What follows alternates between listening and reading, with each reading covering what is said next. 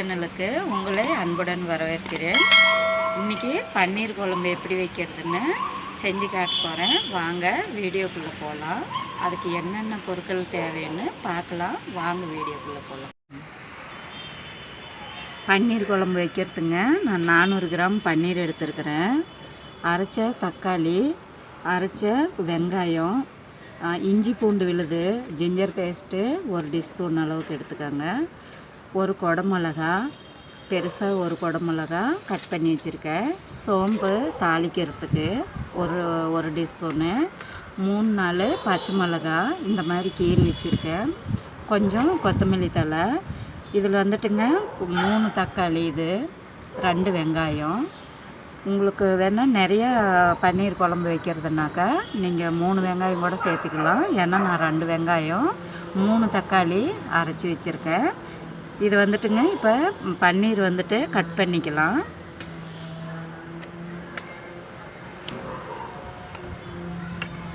பன்னீர் நல்லா வாஷ் பண்ணி எடுத்துகிட்டு வந்திருக்கேன். இதை இப்படி கட் பண்ணிக்கணும்.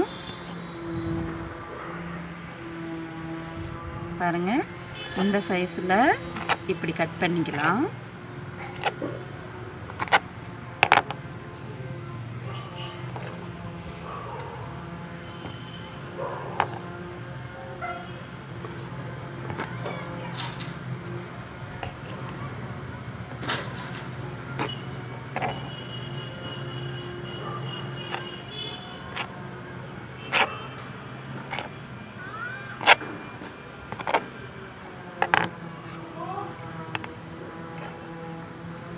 பாருங்கள், எல்லாமே கட் பண்ணியாச்சு.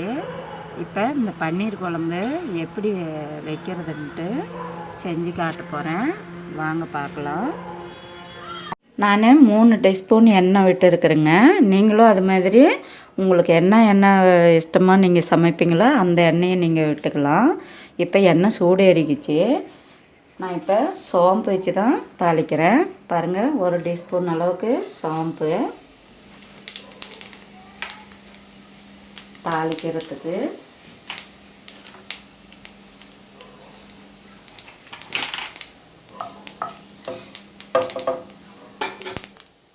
அரைச்ச வெங்காயம்,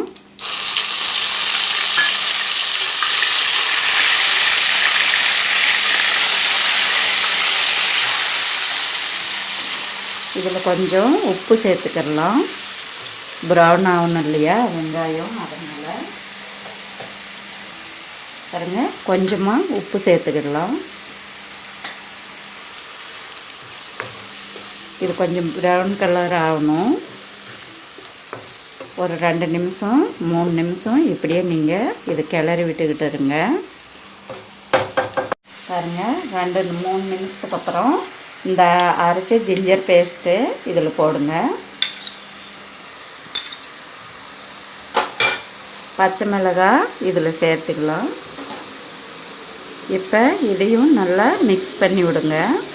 நல்லா குக் ஆகணும். இது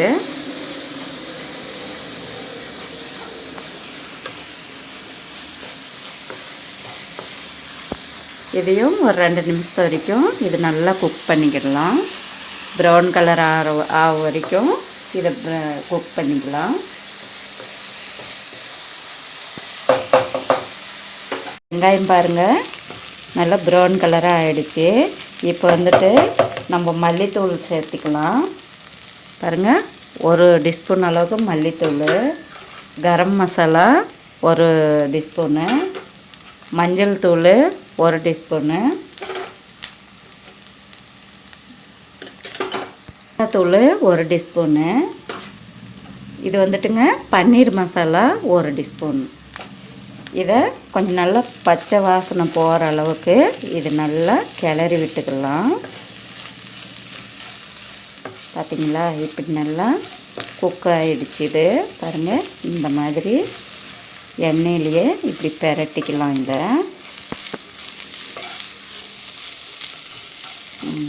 இப்போ வந்துட்டு தக்காளியை அரைச்ச தக்காளியை ஊற்றிக்கலாம். நல்லா இந்த மாதிரி மிக்ஸ் பண்ணிக்கலாம். இது ஒரு 3-4 நிமிஷம் வரைக்கும் இது நல்லா குக் ஆகணுங்க. நீங்கள் இடையில இது கிளறி விட்டுக்கிட்டே இருக்கணும், தீயாமல் அடி பிடிக்காத அளவுக்கு. இந்த மாதிரி நல்லா மிக்ஸ் பண்ணி விடுங்க. இந்த மசாலா எல்லாமே எண்ணெயிலே குக் ஆகணும். இது அதுக்கப்புறமே தான் குடமிளகா சேர்க்கணும். இன்னொரு 2 நிமிஷம் வரைக்கும் இது குக் ஆகணும். இப்போ குடமிளகா சேர்த்துக்கிடலாம். இதுலேயே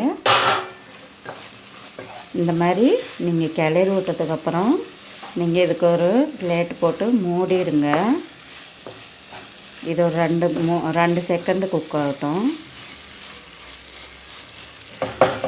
அடுப்பு வந்துட்டு கேஸு கொஞ்சம் கம்மி பண்ணிக்கலாம்.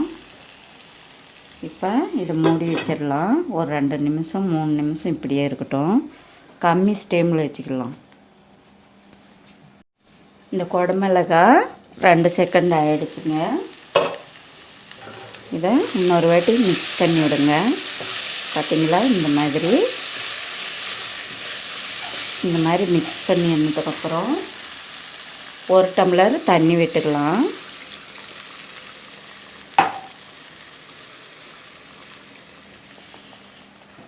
ஒரு டீஸ்பூன் அளவுக்கு உப்பு சேர்த்துக்கிடலாம்.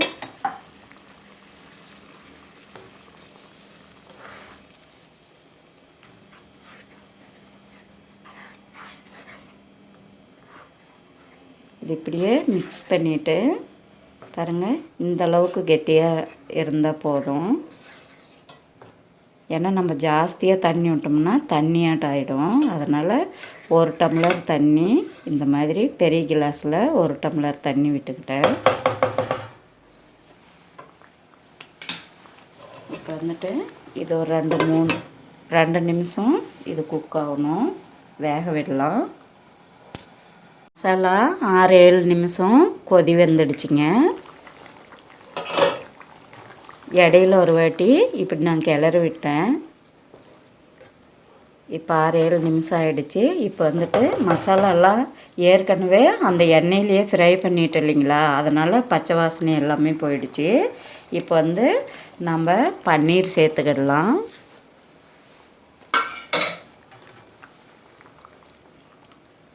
பாருங்கள், இந்த மாதிரி மெதுவாக இப்படி நீங்கள் இப்படி மிக்ஸ் பண்ணி விடுங்க. உப்பு வந்து தேவையான அளவுக்கு நீங்கள் டேஸ்ட் பண்ணிவிட்டு அதுக்கப்புறம் உப்பு சேர்த்துக்கலாம். நான் இப்போ அளவாக போட்டிருக்கேன். பத்தலைன்னா எப்பயுமே செக் பண்ணிவிட்டு தான் உப்பு போடணும். பாருங்கள், இந்த மாதிரி இன்னொரு 2-3 செகண்டு அடுப்பில் வைக்கலாம். ஏன்னா பன்னீர் போட்டதுக்கப்புறம் நிறைய நேரம் கொதிக்க வைக்கக்கூடாது. பாருங்கள், 3 செகண்ட் ஆகிடுச்சி. பாருங்கள், நான் பன்னீர் குழம்பு ரெடி ஆகிடுச்சு.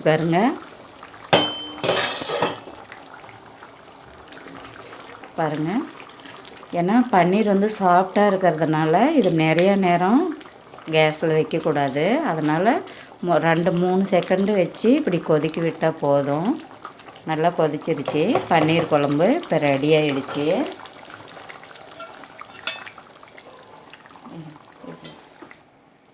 நான் கேஸ் வந்துட்டு பந்த் பண்ணிட்டேன். நான் பாருங்கள், ஆஃப் பண்ணிட்டேன் கேஸு. பன்னீர் குழம்பு இப்போ ரெடி ஆகிடுச்சுங்க. நல்லா சுவையான பன்னீர் குழம்பு ரெடி ஆகிடுச்சுங்க. பாருங்கள், பன்னீர் நல்லா வெந்துருச்சு. பன்னீர் குழம்பு ரெடி ஆகிடுச்சுங்க. இதேமாரி நீங்கள் ட்ரை பண்ணுங்கள், உங்கள் வீட்லேயும் நீங்கள் ட்ரை பண்ணுங்கள். இந்த பன்னீர் குழம்பு வந்துட்டு ரைஸ் கூட நல்லாயிருக்கும், சப்பாத்தி கூட நல்லாயிருக்கும்.